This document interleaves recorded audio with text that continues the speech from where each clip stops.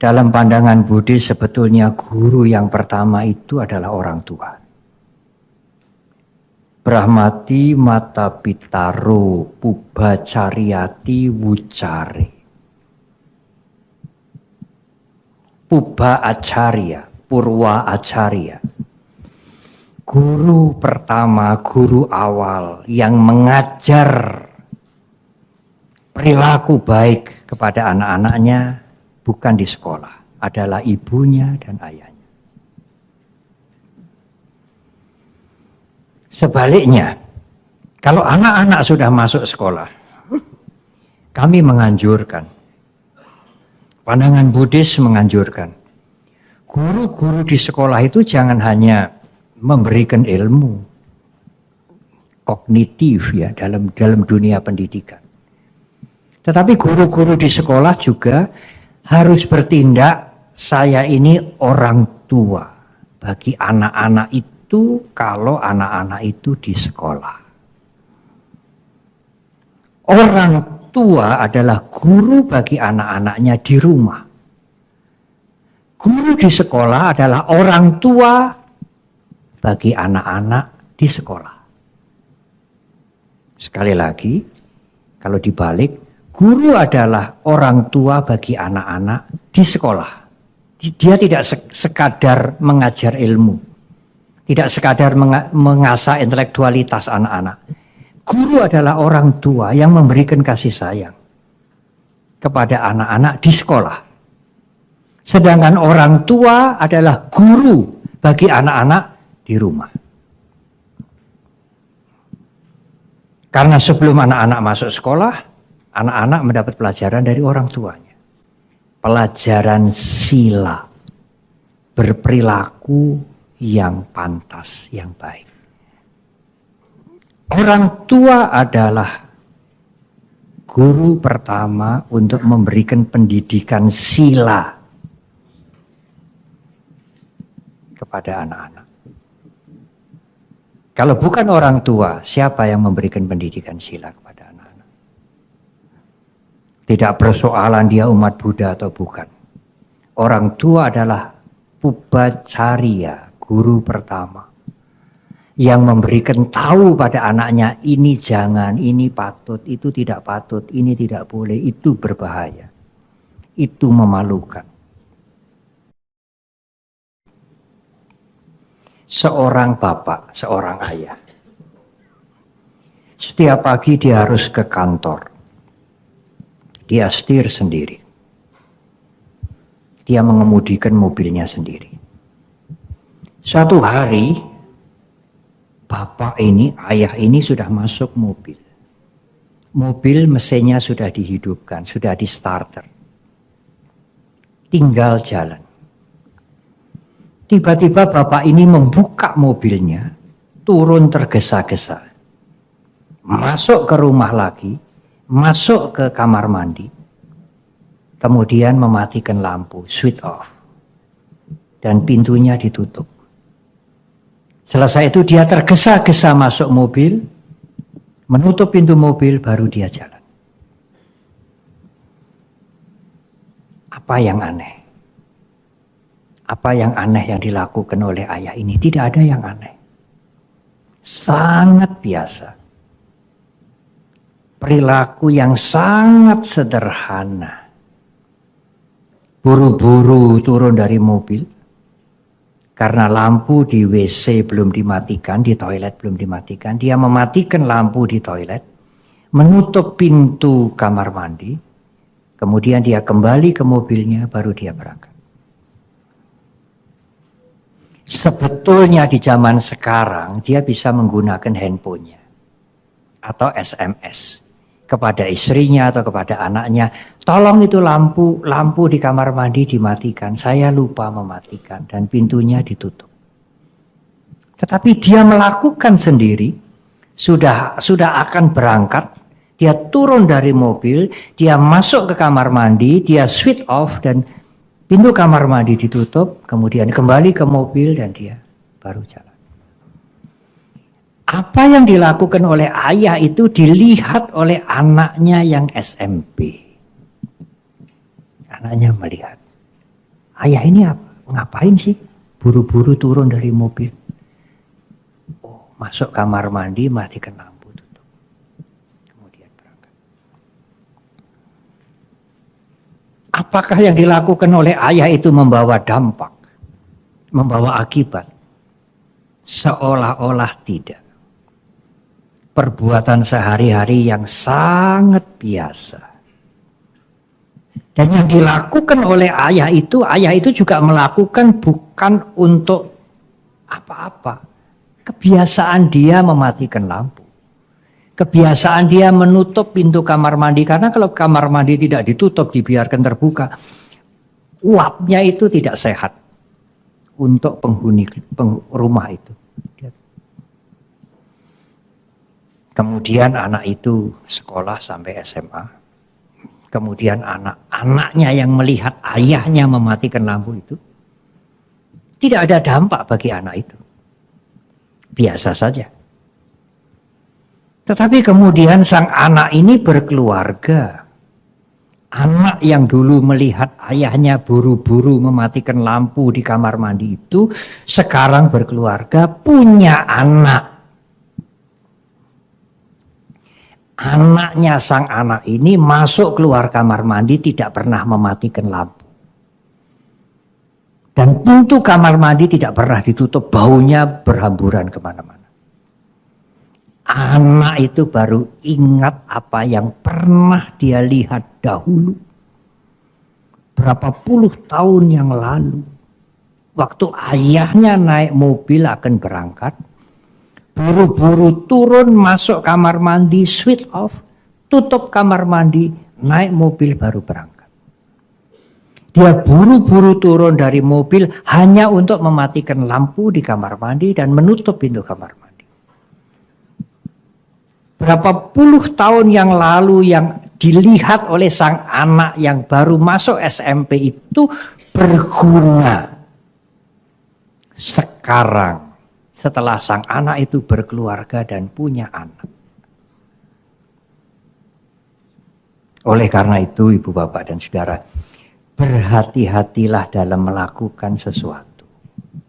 Semua perbuatan yang sekecil apapun memberikan akibat, memberikan dampak. Ayah itu buru-buru mematikan lampu, menutup pintu, akibatnya sang anak melihat.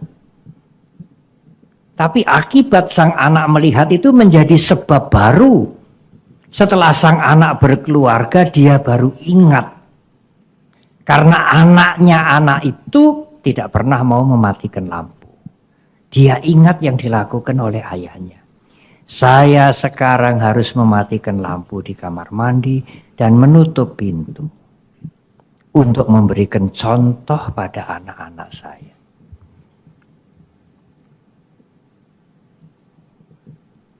Cerita yang kedua.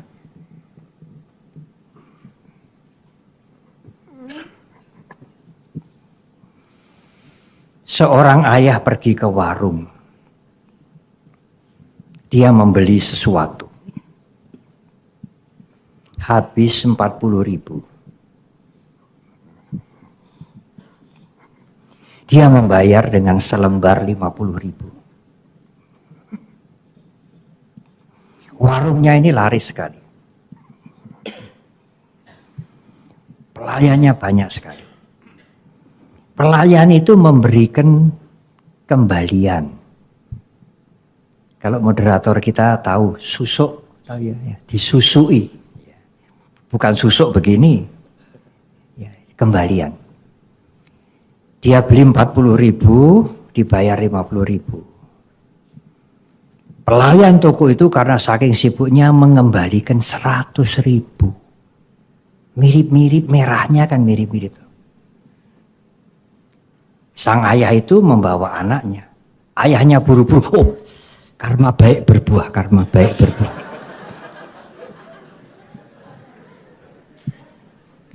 Sebetulnya dia dikembaliin 10.000, Tapi sekarang dia dapat 100.000, dia pikir karma baik berbuah. Anaknya melihat, Pak, kan kembaliannya 100.000, diam saja. Ini rezeki. Ayo kita cepat-cepat pulang. Apa yang dilihat anak itu adalah contoh yang sangat tidak baik. Sang anak itu akan meniru apa yang dilakukan oleh ayahnya. Kalau nanti dia masuk sekolah, diberi pelajaran agama, diberi pelajaran hukum karma, diberi pelajaran sila, jangan mencuri oleh guru agamanya. Pengaruh ibu, pengaruh ayah lebih kuat daripada pengaruh guru agama. Enggak gubris saya. Ajaran agama kan pokoknya saya nanti ujian dapat bagus, ulangan dapat bagus. Saya enggak ikut apa yang dinasehatkan oleh guru agama. Saya ikut papi, ikut mami. Kalau papinya dan maminya memberikan contoh yang buruk, anak itu akan melakukan yang buruk. Berulang-ulang. Dan kalau sudah menjadi habit, kebiasaan, dalam agama Buddha dalam bahasa Pali dikatakan upadana, attachment, melekat karena ada kenikmatan, itu sulit untuk diubah. Intinya adalah pendidikan berperilaku baik, tidak korupsi utamanya, harus dimulai sejak anak-anak. Sulit mengubah habit, kebiasaan kalau seseorang usianya sudah banyak.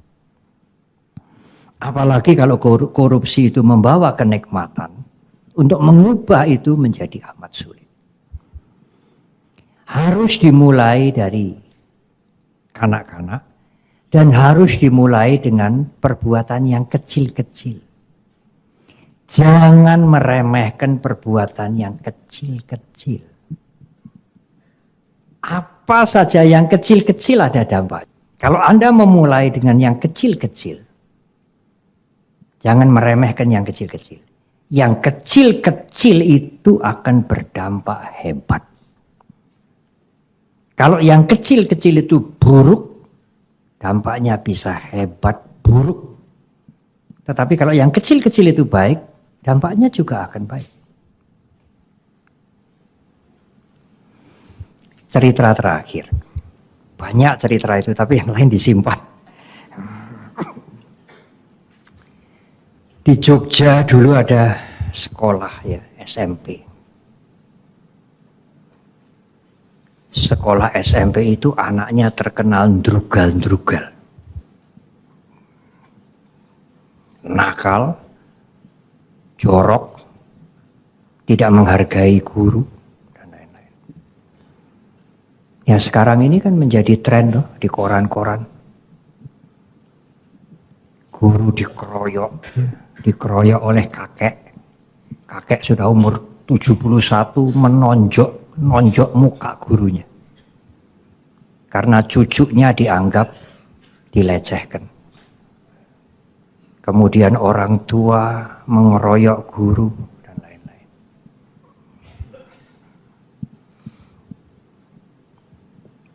Di zaman saya sekolah itu, semua guru punya rotan itu loh.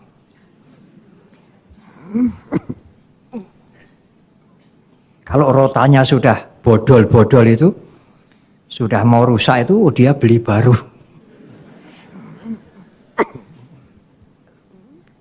Saya pernah ke Sri Lanka. Satu wihara yang di tengah sawah. Saya bermalam semalam. Kamarnya itu daun jendela, daun pintu tidak ada. Waktu malam, dingin sekali.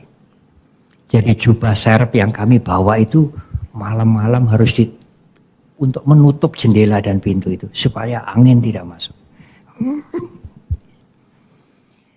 Di wihara itu ada seorang anak kira-kira SD umur 3. laki-laki celana pendek, kumel sudah.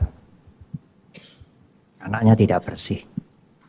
Tapi kepala wihara mengatakan, anak ini bisa membaca bahasa Pali, bisa bicara bahasa Pali, bisa menerjemahkan bahasa Pali. Oh, hebat banget. Saya tanya, Bante mendidiknya bagaimana? Beliau mengambil rotan itu, mendidiknya pakai ini. Sekarang tentu itu tidak bisa jalan. Kalau murid dirotani ya sudah, Komnas HAM ya.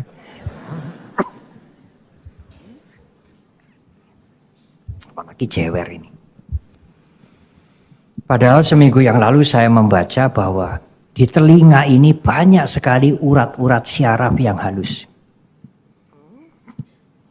Kalau telinga ini diremes-remes sampai pedes, itu syaraf-syaraf dan sebagainya menjadi sangat aktif dan membuat sehat.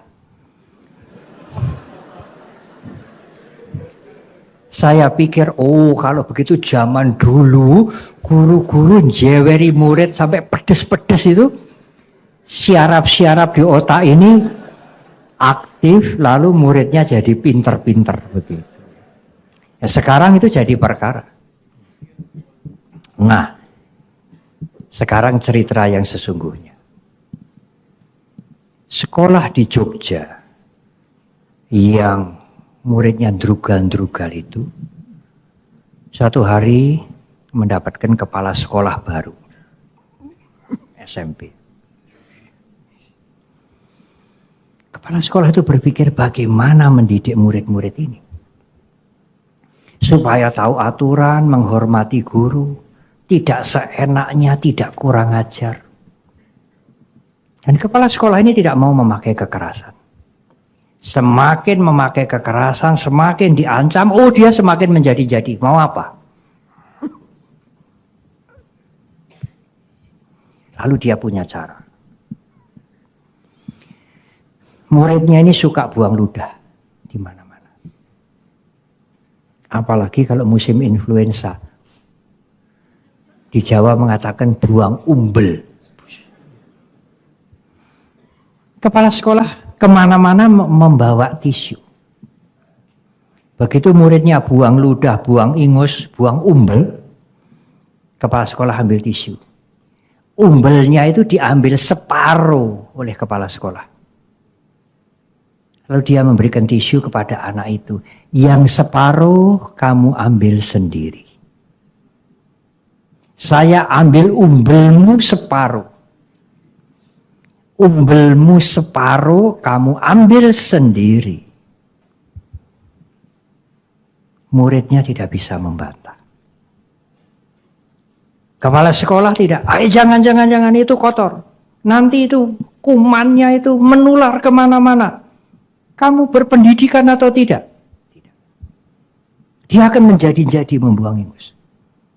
Kepala sekolah hanya diam. Dia jalan.